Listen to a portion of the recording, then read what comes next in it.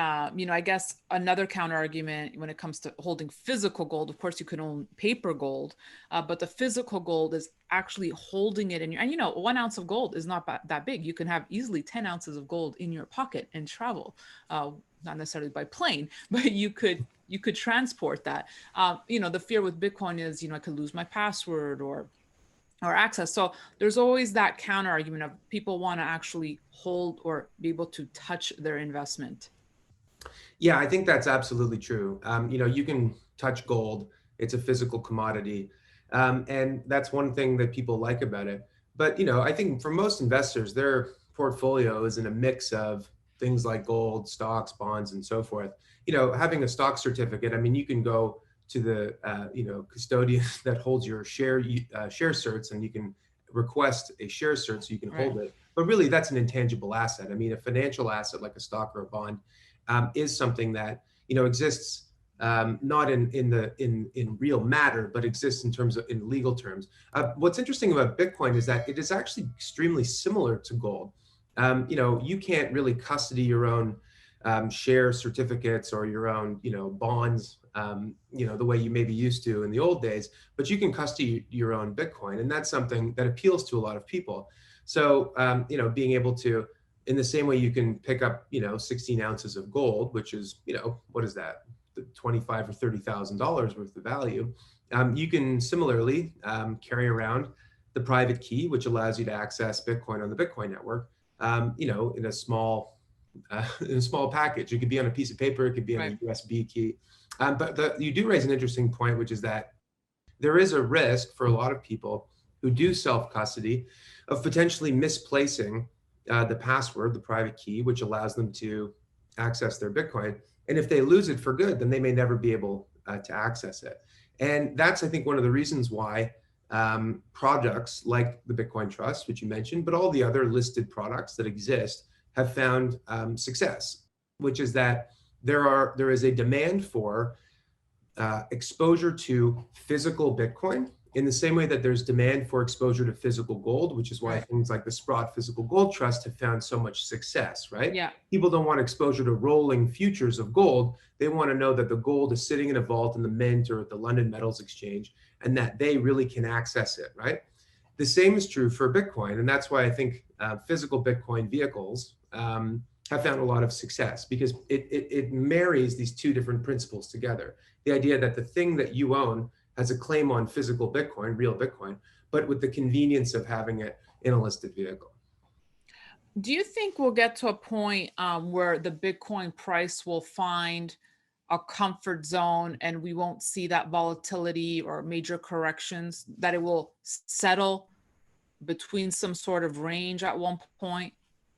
I'm not sure. And I don't think that volatility is inherently bad. And I think it's a mistake to look at something like gold and say that gold is volatile. When I was working at Canaccord in the capital markets, I was an institutional salesperson. We used to underwrite deals for gold mining Right. companies regularly. And the price of gold in the 2 or 3 years that we were in that cycle went from $1,700 to $1,200 over the course of a couple of years. Now in Bitcoin, a correction of what's that, 30%, that can occur in a week. So Right. that would be the difference. The difference is that the volatility happens over shorter time intervals, I suppose.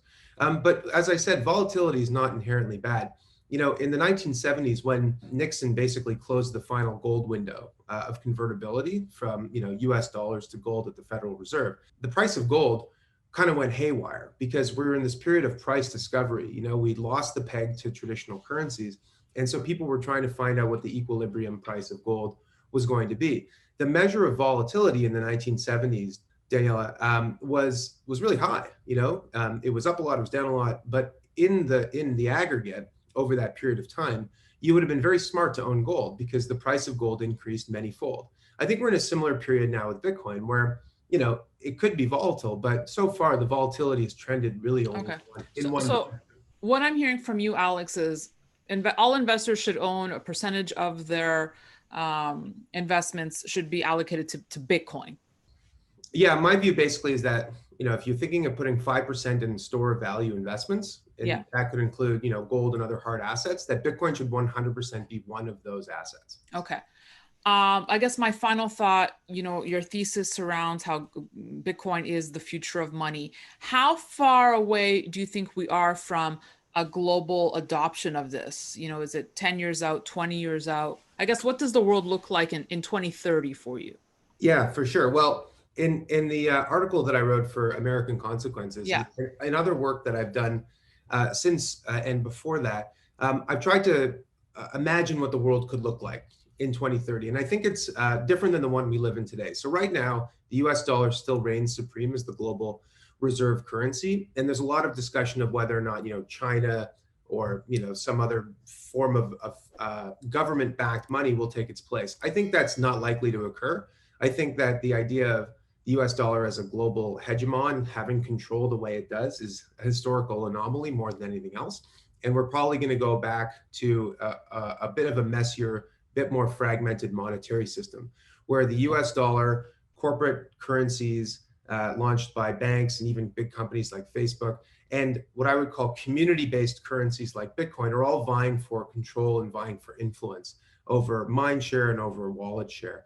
And I think when it comes to Bitcoin, as long as there's government overreach, as long as there's monetary and fiscal irresponsibility, as long as there's corporate interference into people's privacy and their intimate lives, there's always going to be demand for another option. And that's as true now as it was in the past. And I think, if anything, as those trends that I just described accelerate, Bitcoin's place in the world will become that much more important.